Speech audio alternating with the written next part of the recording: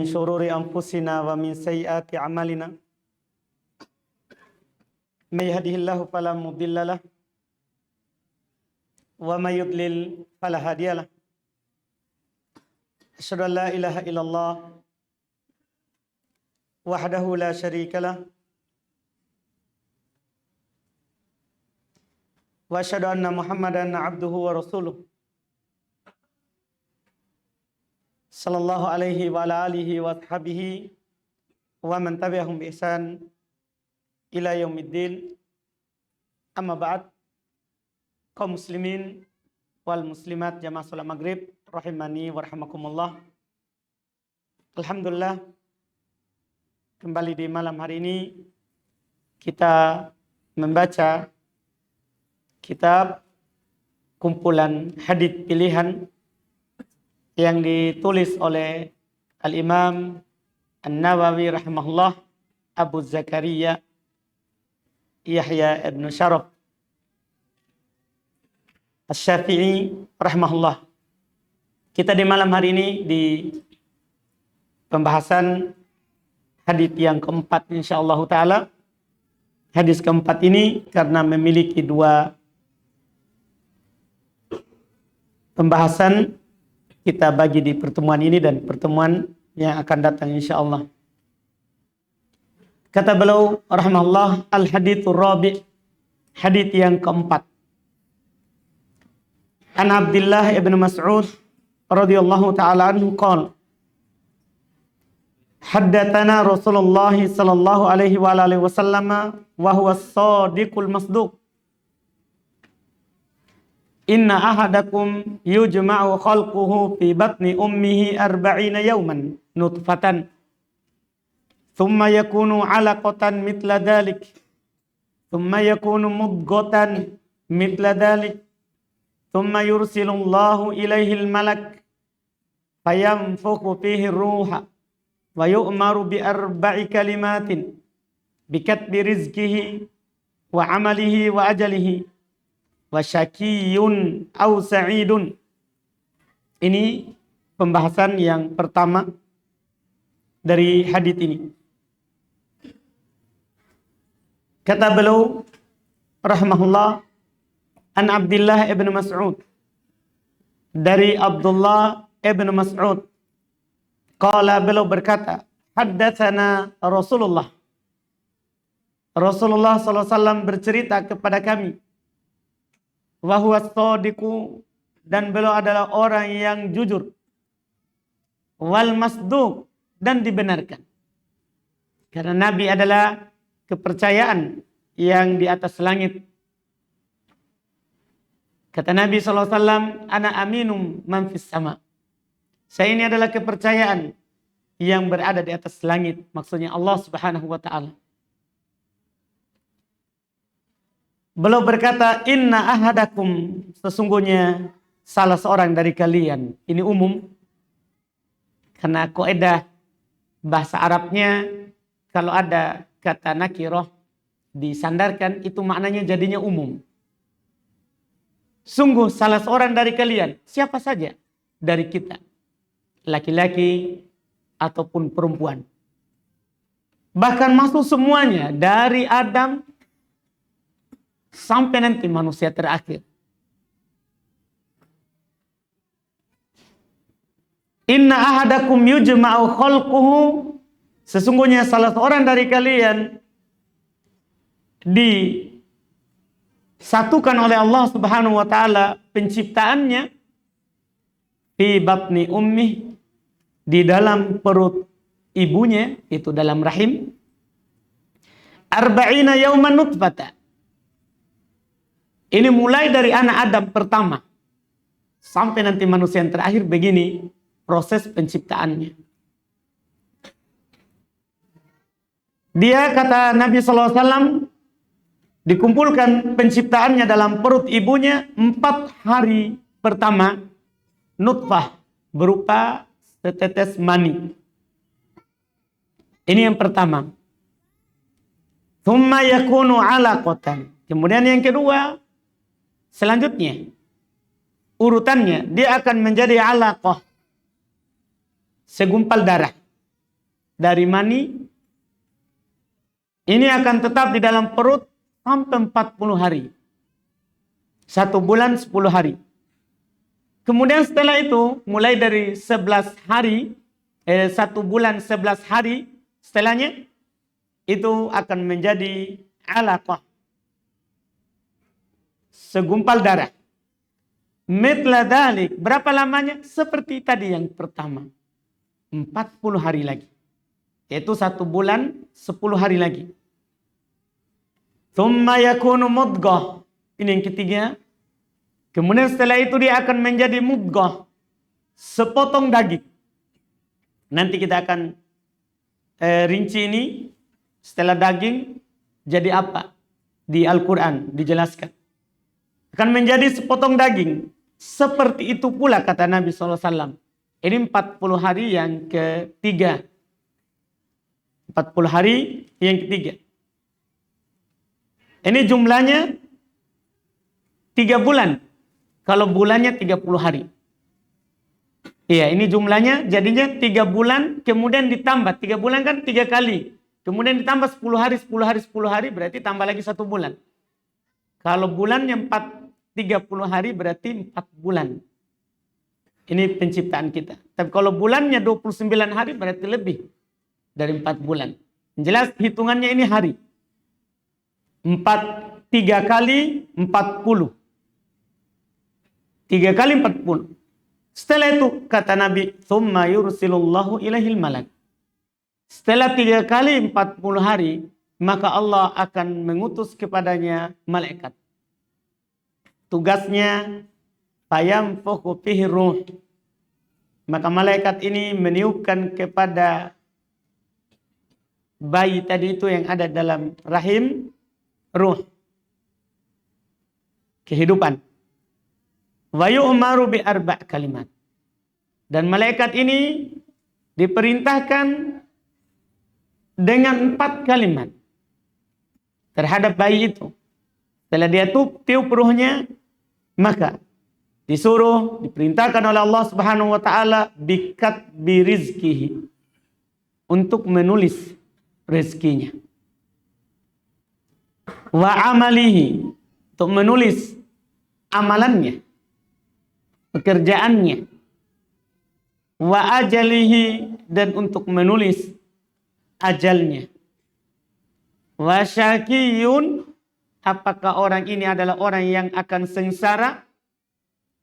Au sa'idun, atau orang yang berbahagia. Ini yang disebutkan oleh Nabi kita Muhammad SAW. Beliau menjelaskan kepada kita urutan penciptaan kita di dalam perut ibu kita. Disebutkan oleh Allah Subhanahu wa taala di dalam Al-Qur'an sangat banyak tentang penciptaan kita. Seperti yang disebutkan oleh Nabi kita Muhammad SAW ini. Misalnya disebutkan di dalam surat Al-Hajj, Allah Subhanahu wa taala berfirman, "Ya ayuhan nas, in kuntum fi raibin minal ba's, fa inna khalaqnakum min turab." Ini Adam. Tsumma min nutfah. Ini kita sekarang. Tsumma min 'alaqah, tsumma min mudghah, mukhallaqatin wa ghairi mukhallaqatin, linubayyana lakum wa nuqirru fil arhami ma nasha'u ila ajalin musamma.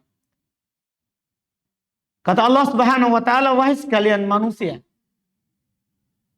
kalau kalian ragu akan adanya hari kebangkitan, maka sungguh kami telah menciptakan kalian dari tanah. Ini Adam. Yang diciptakan langsung oleh Allah dengan tangannya. Dari tanah. Tsumma min nutfah. Kemudian setelah itu keturunan Adam dari nutfah. Dari mani. Tsumma min 'alaqah. Setelah dari mani kemudian menjadi 'alaqah. Darah. Tsumma min mudghah. Setelah itu menjadi daging. Setelah dari jadi daging, ada mukhallaqah, ada yang disempurnakan penciptaannya, maksudnya turun malaikat, ditiupkan ruhnya, ditulis rezekinya, amalannya, ajalnya. Ada yang seperti itu, nanti keluar ke bumi. Wa ghairu mukhallaqah, ada juga yang tidak sampai keluar di bumi. Dia keguguran. Apakah sebelum ditiup ruh atau ada juga yang setelah ditiup ruh. Jadi ada yang diciptakan sampai keluar, ada juga tidak. Linubayyina lakum. Ini supaya kami menjelaskan kepada kalian. Artinya ini terkait dengan hari kebangkitan. Kalian tadi tidak ada. Kemudian Allah adakan. Dari tidak ada. Kalau kalian ragu akan hari kebangkitan, bahwa kita nanti akan keluar dari kuburan kita, Allah akan menyusun kembali badan kita. Kalau kalian ragu, ingat, sebelumnya kalian bukan apa-apa. Tidak ada disebut yang namanya kita. Tidak ada saya, tidak ada jamaah sekalian. Kemudian kita ada. Ini adalah ayat yang terbesar bahwa kita akan dibangkitkan. Karena lebih mudah tentunya membangkitkan yang sudah ada daripada yang belum ada. Ini Allah Subhanahu wa taala mengajak akal kita untuk berpikir. Kalau memang kalian ragu bahwa kalian akan dibangkitkan, pikirkan. Sebelumnya tidak ada Adam, kemudian Allah ciptakan dari tanah. Sebelumnya tidak ada anak Adam, kemudian Allah ciptakan dari mani, jadi darah, kemudian daging. Setelah itu ada yang Allah cipta dan ada yang Allah hendak keluarkan sampai ke bumi. Wa nuqirru fil arhami ma nasya. Kami biarkan dia tinggal di dalam rahim sesuai dengan yang kami inginkan. Ada seorang 6 bulan sudah lahir. Dan itu umur paling kecil seorang itu lahir. Ada 7 bulan sudah lahir. Ada seorang umur 8 bulan sudah lahir. Kebanyakan manusia 9 bulan lahir. Ada juga orang pernah dalam sejarah, orang dalam perut ibunya 3 tahun. Dia keluar, sudah tumbuh semua giginya. Ada dalam sejarah Islam. Orang yang seperti itu. Bahkan hidup. Hidup. Dia keluar, ibunya mengandung dia 3 tahun lamanya. Dan itu ternyata bukan hanya satu-satunya anaknya yang seperti itu. Dia hamilnya seperti itu. Ini artinya ini nih. Allah katakan, wa nuqirru fil arhami ma nasya. Kami akan menetapkan dia, membuat tinggal dia dalam rahim itu sesuai dengan yang kami inginkan. Walaupun kita ingin dia keluar di tanggal cantik, kalau Allah tidak inginkan, tidak akan keluar. Dia akan keluar di tanggal jelek. Iya kan? Maksudnya ini, tapi ada orang tidak berencana, ternyata tanggalnya cantik. Ya kan Allah yang menginginkan semuanya. Allah yang menginginkan semuanya. Ila ajalim musamma. Sampai waktu yang telah ditetapkan. Sampai waktu yang telah ditetapkan. Ini penjelasan dari Allah Subhanahu wa taala penciptaan manusia. Awalnya dari tanah, yaitu Adam. Setelah itu kita semuanya setelahnya kecuali Hawa, istrinya Adam, ya, dia dari tulang rusuknya Adam. Dia dari tulang rusuknya Adam. Setelahnya itu adalah kita semua itu dari nutfah, kemudian menjadi alaqah, kemudian menjadi mudghah. Datang malaikat meniupkan ruh untuk kita. Ini di surat Al-Hajj ayat yang kelima. Ada juga di surat Al-Mu'minin ya, yang lebih rinci lagi daripada ini, karena ada penyebutan terjadi tulangnya. Kata Allah Subhanahu wa taala, walaqad khalaqnal insana min sulalatin min tin. Sungguh kami telah menciptakan manusia itu asalnya dari sulalah min tin. Dari berbagai macam jenis tanah, tapi yang sulalah, yang terbaiknya.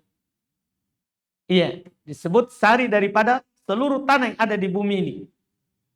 Tsumma ja'alnahu nutfah. Kemudian setelah itu Adam tadi, itu Adam. Yang langsung dari tanah.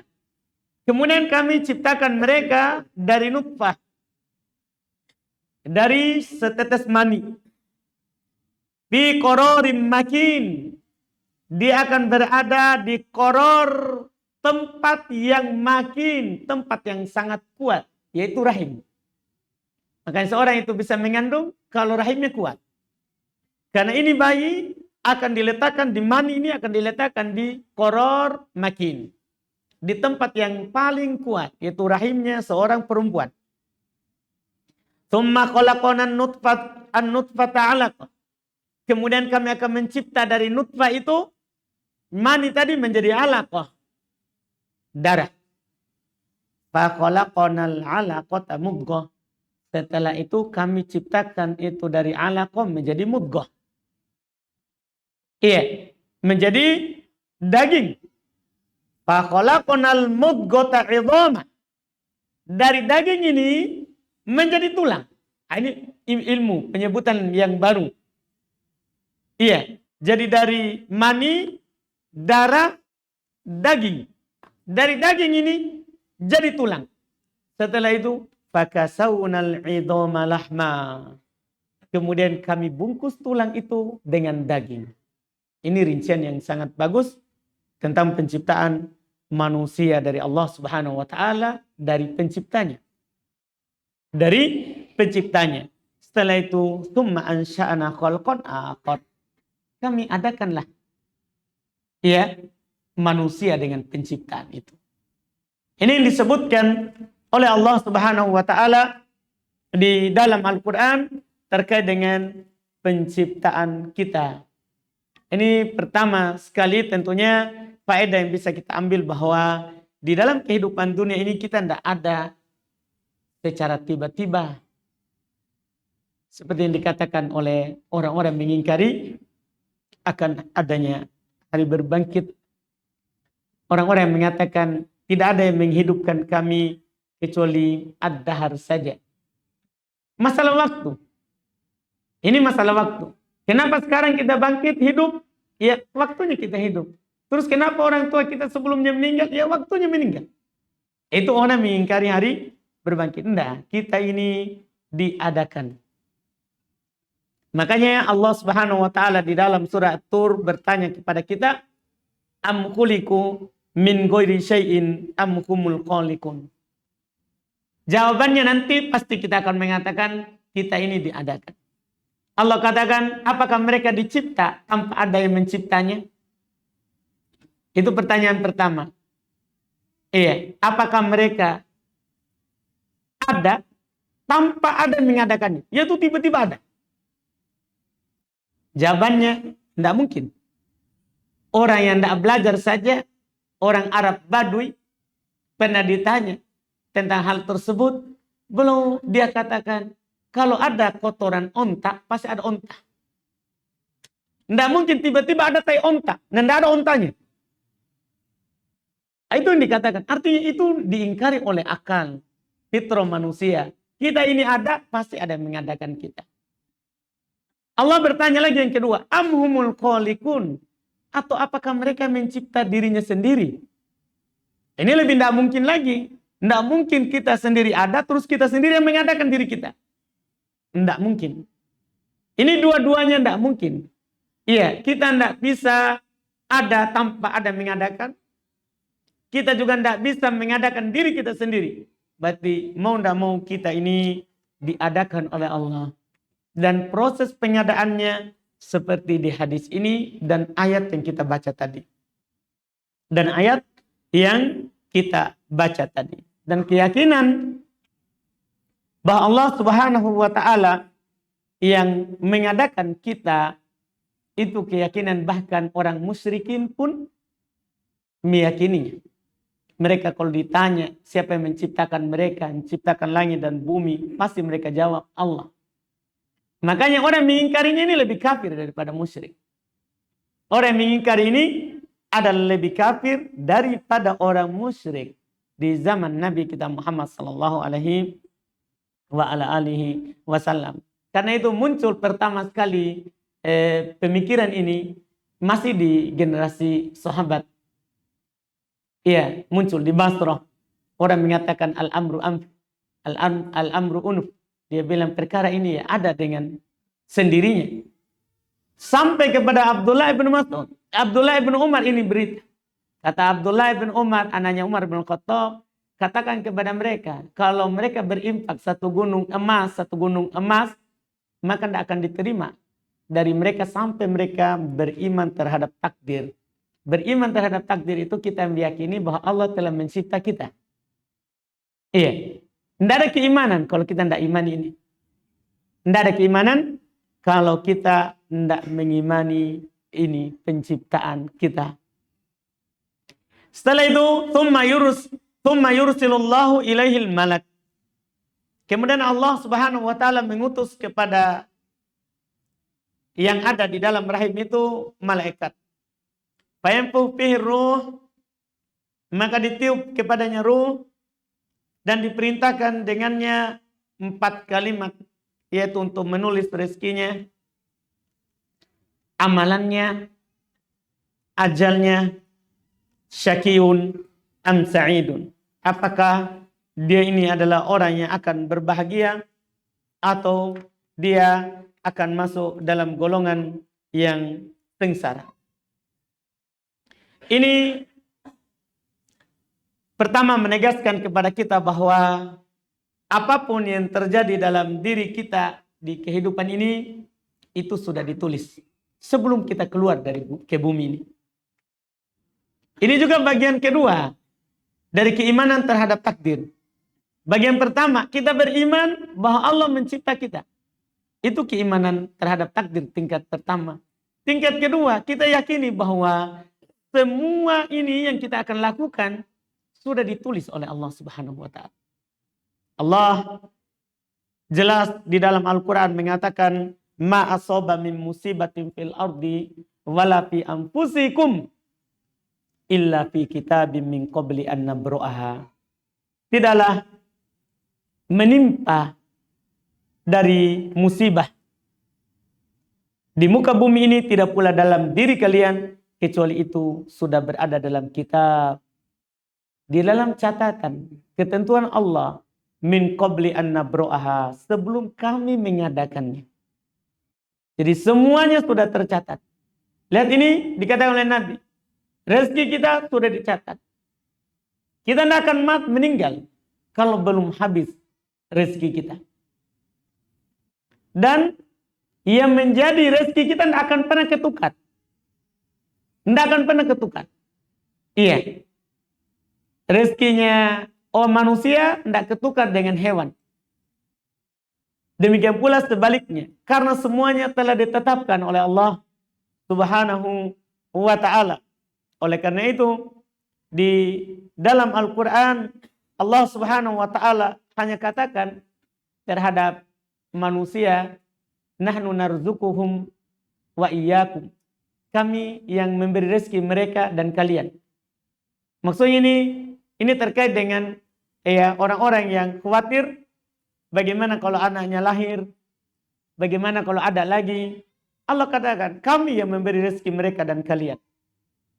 Bukan kita. Kita ini hanya melakukan sebab saja. Adapun yang menetapkan hasilnya adalah Allah Subhanahu wa ta'ala. Ini sudah ditakdirkan. Bahkan kata Nabi SAW, innallaha qaddara maqadirul khalaiq qabla ay yakhluqas samawati wal ard bi khamsina alfasana. Kata Nabi, sesungguhnya Allah Subhanahu wa ta'ala menentukan takdir seluruh makhluk sebelum diciptakan langit dan bumi 50.000 tahun sebelumnya. Jadi sebelum diciptakan langit dan bumi, kita sudah ditentukan. Oleh karena itu datang percakapan yang menjadi dalil yang sangat bagus dalam masalah ini untuk memahami. Jadi Nabi Musa alaihissalatu wassalam menyalahkan Adam. Adam, engkau mengeluarkan kami dari surga. Coba kamu tidak makan itu pohon. Kami akan berada di surga. Kami tidak capek-capek di dunia. Iya. Adam bilang, hal talumuni.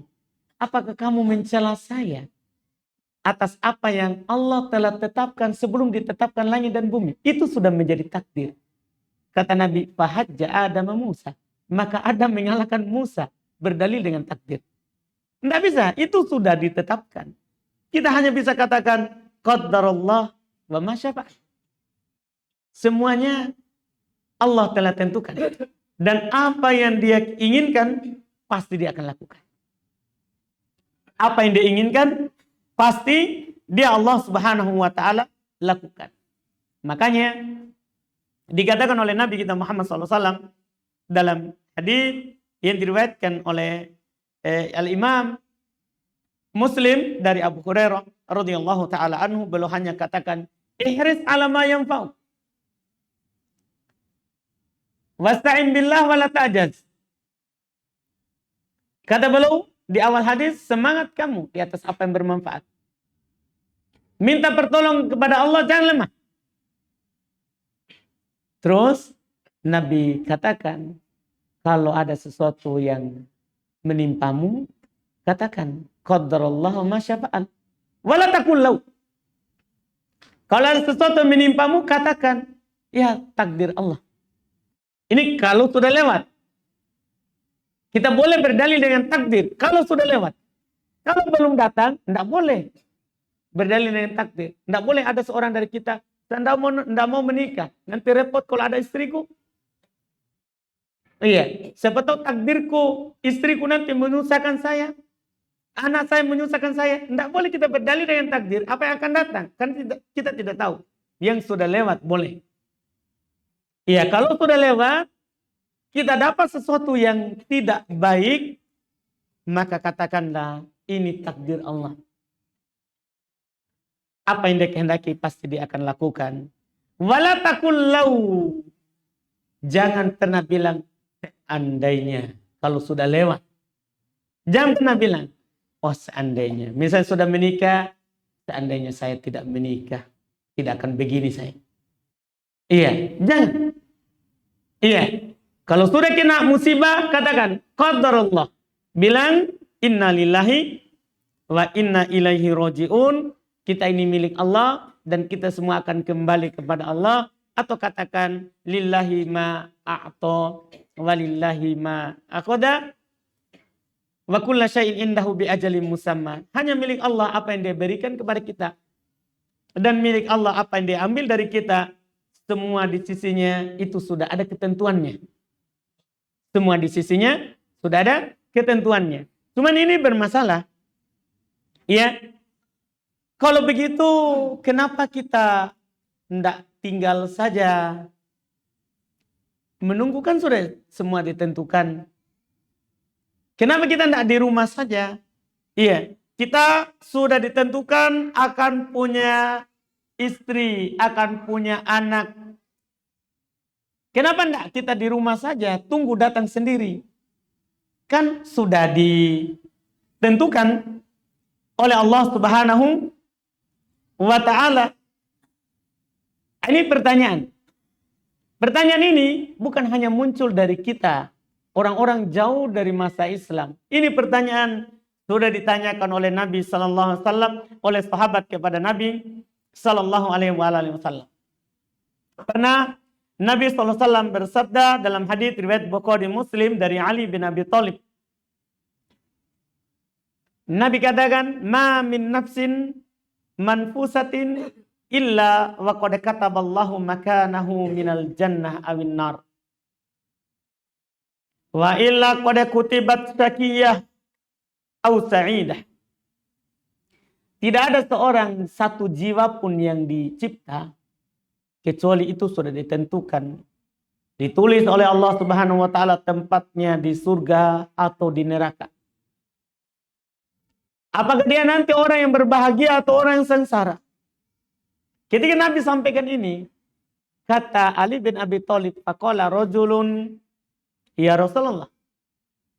Maka ada seorang lelaki yang berkata, wahai Rasulullah, afala namkuthu ala kitabina wa nad'ul amal?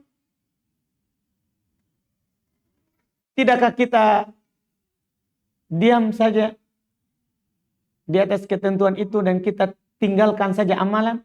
Karena Walaupun kita tidak beramal, kita akan menjadi masuk surga. Karena Allah telah tetap. Demikian pula di masalah-masalah lain. Iya, di masalah lain.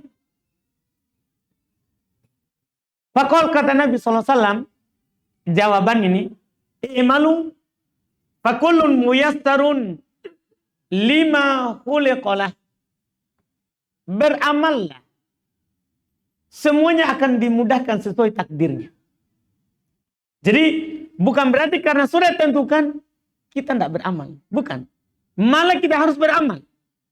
Berusaha untuk menempuh kehidupan kita. Apa yang menjadi takdir kita, maka itu akan dimudahkan. Maka itu akan dimudahkan. Ini yang dikatakan oleh Nabi Sallallahu Alaihi Wasallam terkait dengan pertanyaan itu. Ada juga di kali yang lain, di Bukhari Muslim juga. Tapi dari Imran ibn Husain. Beliau berkata, qala rajulun, seorang lelaki berkata kepada Rasulullah, ya Rasulullah, wahai Rasulullah, ayu'rafu ahlul jannah min ahlin nar? Wahai Rasulullah, apakah dikenal penduduk surga dari penduduk neraka? Kata Nabi, na'am. Iya, itu sudah ditentukan. Sudah ditentukan ini penduduk neraka, ini penduduk surga. Orang ini bilang, setelah mendengarkan itu, falima ya'malul amilun. Kalau begitu, kenapa kita bekerja? Kenapa kita beramal? Kan sudah ditentukan. Kata Nabi SAW, jawabannya, ini orang yang lain lagi. Kullun ya'malu lima khuliqalah. Semua orang itu akan bekerja, beramal sesuai dengan takdirnya. Sesuai dengan takdirnya. Ini jawaban dari Nabi SAW. Di tempat lain juga ada sahabat yang bilang, afala nattakil. Tidakkah kita bertawakal saja? Kan sudah ditentukan. Iya. Rezeki kita berapa? Sudah ditentukan. Iya. Semuanya ditetapkan. Pekerjaan kita sudah ditetapkan. Kita akan bahagia dalam kehidupan ini atau akan sengsara? Itu pertanyaannya. Iya. Nabi juga menjawab dengan jawaban yang sama. Kullun muyassarun lima khuliqalah. Semuanya akan dimudahkan sesuai dengan takdirnya. Baik, ini takdirku hari ini. Alhamdulillah. Baik, kita masuk di tanya jawab.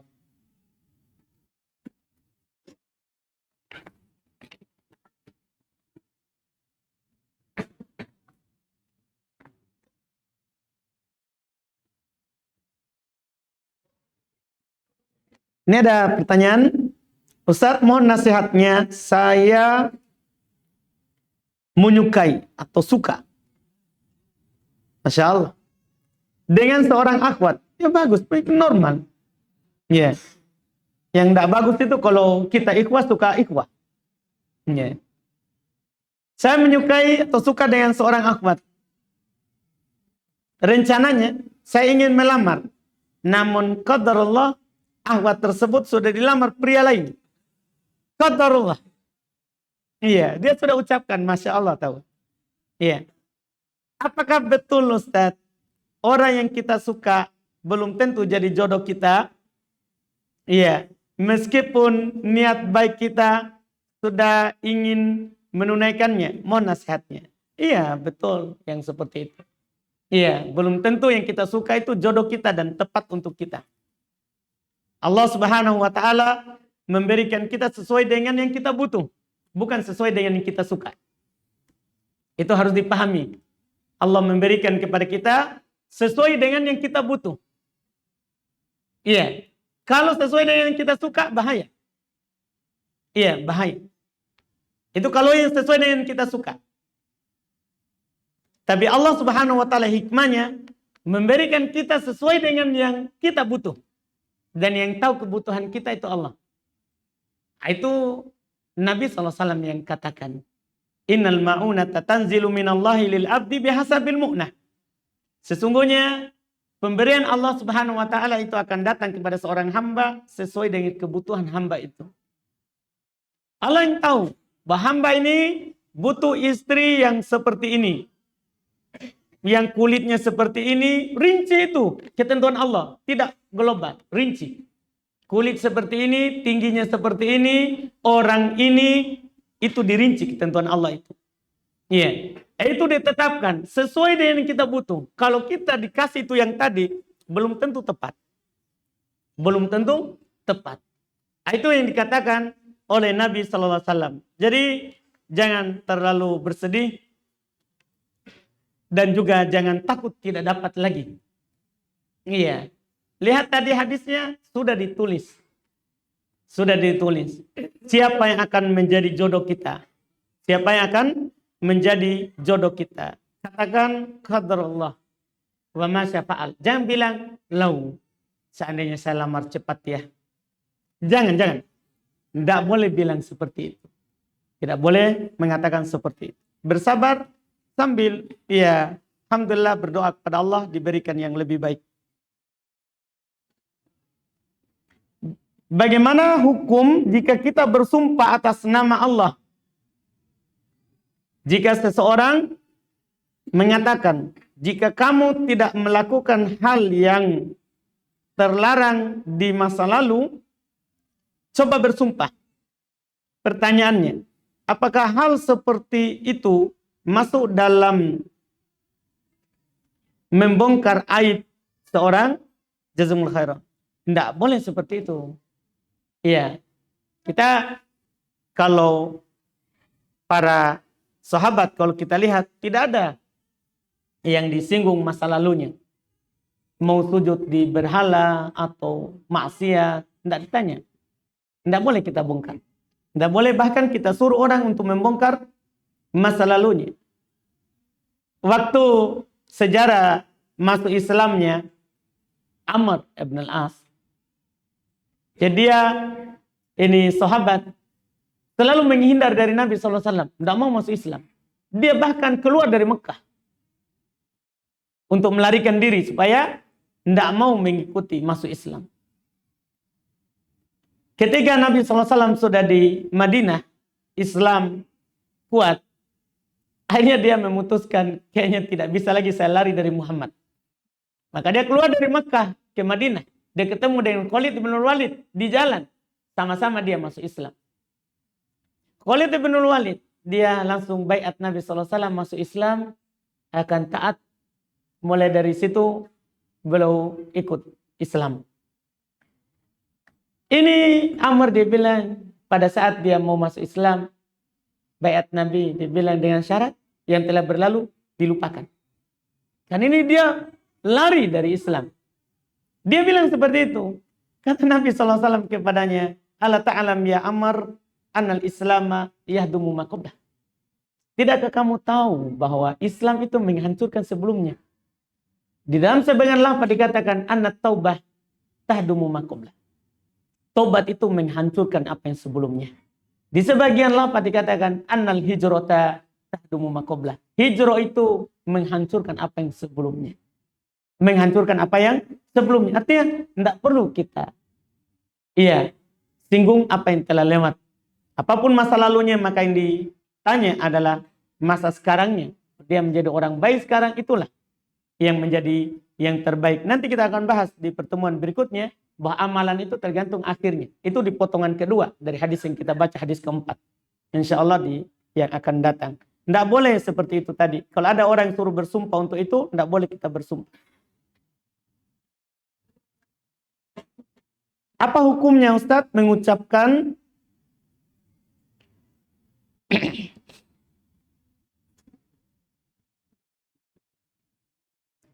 salat jami'ah? Salat jami'ah rahimahullah sebelum salat. Dan apa hukumnya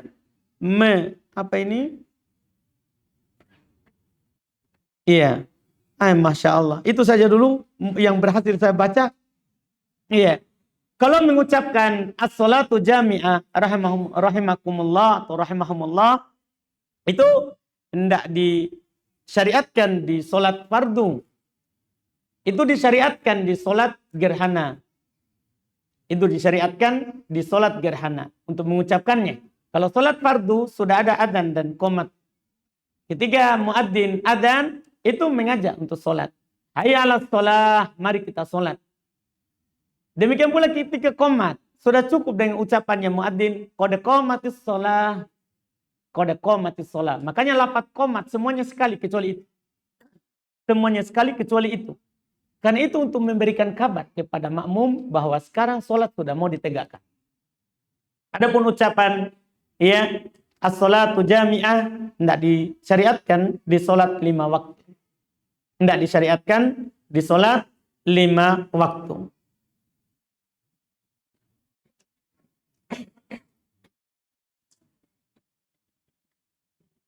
Apakah suka selfie termasuk penyakit? Dan lalu dijadikan status apakah merupakan ujub? Ustaz nggak tahu, itu hatinya orang. Iya, jangan tanya saya kalau hatinya orang. Kita hanya melihat yang dohir. Kita perlakukan orang dohirnya saja. Nggak usah kita gali hatinya. Nabi SAW saja katakan, saya tidak diutus untuk membela hati-hatinya orang. Hati-hatinya orang. Kita nilai orang dohirnya. Dohirnya baik, alhamdulillah. Iya, masalah hatinya dia ujub atau tidak, itu urusannya dengan Allah Subhanahu wa ta'ala. Di bawahnya dia bilang, karena di zaman sekarang kami menjumpai sedikit-sedikit selfie tanpa ada keperluan. Nah, itu urusannya, tapi jangan nilai. Setiap yang selfie, oh ujub lagi. Setiap selfie, ujub lagi. Jangan. Jangan. Iya.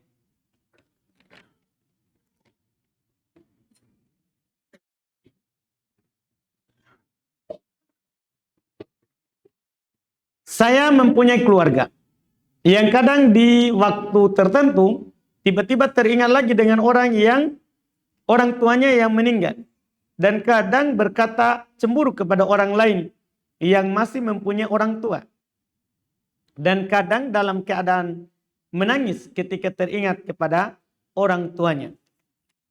Sebenarnya kita perlu ketahui bersama, wali Allah itu tidak seperti itu. Iya. Wali Allah itu tidak seperti itu.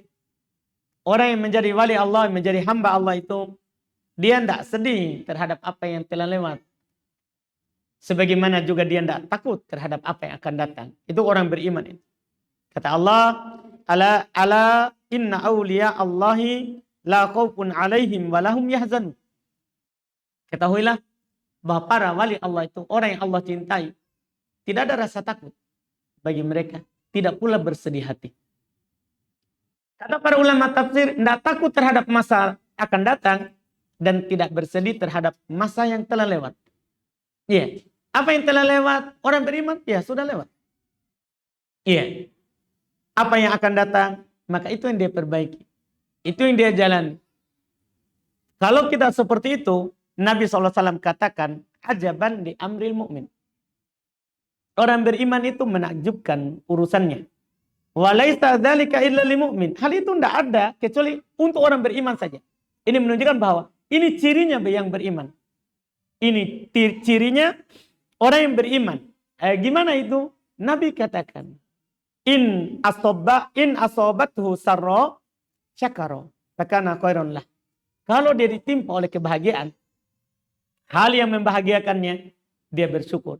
Wa in asobathu dharra sabara.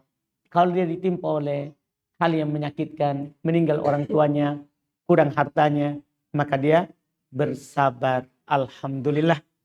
Kita cukupkan karena sudah angkat tangan. Alhamdulillah semuanya telah ditentukan oleh Allah. Apa yang kita ambil hari ini sekian saja.